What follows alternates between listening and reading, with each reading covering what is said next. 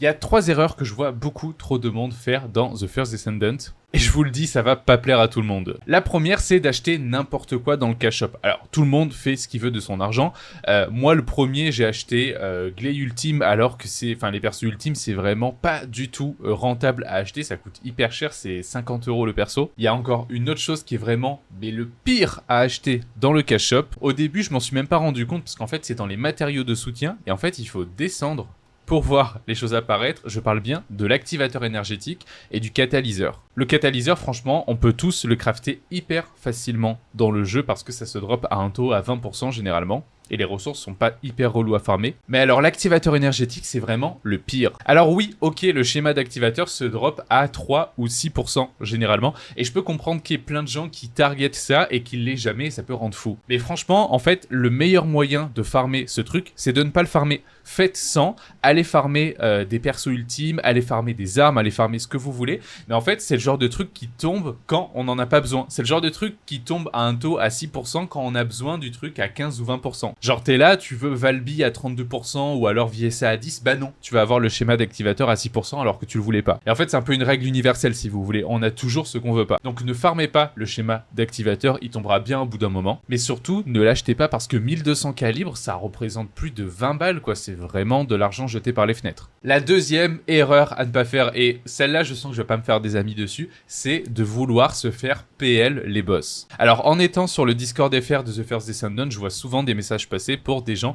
qui veulent se faire PL les boss. Alors pour les gens en normal, franchement en normal vous avez vraiment pas d'excuses, il suffit juste d'améliorer votre stuff, d'aller farmer un petit peu et le boss il passe forcément au bout d'un moment. Il y a que le pendu à la fin qui peut être un petit peu relou, qui peut nécessiter quelques tentatives parce que si vous tombez avec des mates qui connaissent pas l'astuce, etc. Mais là où je veux en venir, c'est surtout en hard. Pourquoi est-ce qu'il faut pas se faire PL les boss? Vous pouvez me dire oui, vous avez pas beaucoup de temps de jeu. Parfois, tant que vous aurez pas passé un boss, vous pourrez pas avancer dans l'histoire ou juste vous pourrez pas avoir vos récompenses de quête. Le problème de se faire PL un boss, c'est que vous allez pas apprendre et vous allez pas évoluer en fait. C'est-à-dire que quelqu'un va arriver, va faire le boss à votre place, vous allez passer à l'étape suivante, mais en fait, plus tard, vous serez bloqué à nouveau si vous voulez. Généralement, il y a deux choses qui bloquent, c'est vous et votre connaissance, apprendre le boss, apprendre ses patterns, comprendre ce qu'il fait, etc. Et ça, c'est juste vous et l'investissement que vous voulez mettre dans le jeu. Et la deuxième chose, c'est de gear et d'optimiser un minimum son personnage en commençant à les farmer. Si vous êtes déjà dans le hard mode, vous pouvez aller farmer tout ce qui est disponible dans le jeu. Et surtout, de pas être une chips, donc d'augmenter un minimum ses PV et sa def. Je vous dis pas d'avoir 20 000 de def et 20 000 de PV comme moi,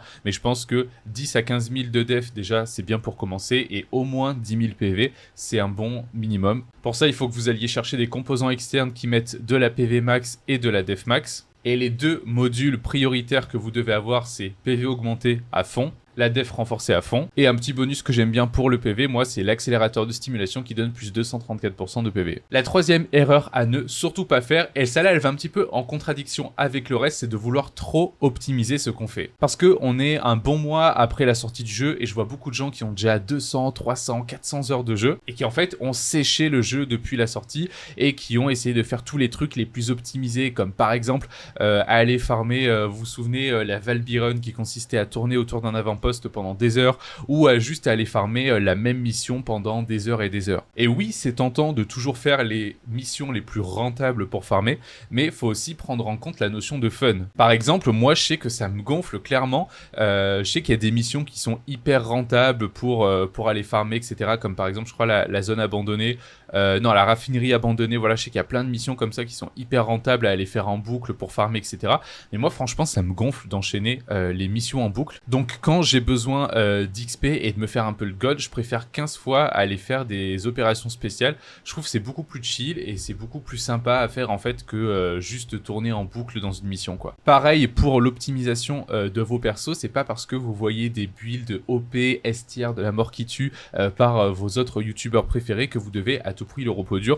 Vous voyez, moi avec ma Gley, je commence à être bien opti, mais voilà, j'ai un build, au début j'ai essayé de me faire un build avec le massacre et le python, il s'est avéré que j'ai pas kiffé le build, finalement je préfère le lance-roquette, et du coup j'ai préféré aussi maxer ma cage à foutre parce que j'étais pas forcément fan du Python, donc finalement je l'ai pas augmenté. Donc au final, j'ai voulu suivre un build S-tier de la mort qui tue, ultra opti, etc. J'ai pas kiffé le gameplay au Python, je préfère 100 fois la cage à foudre et le gameplay au lance-roquette avec les.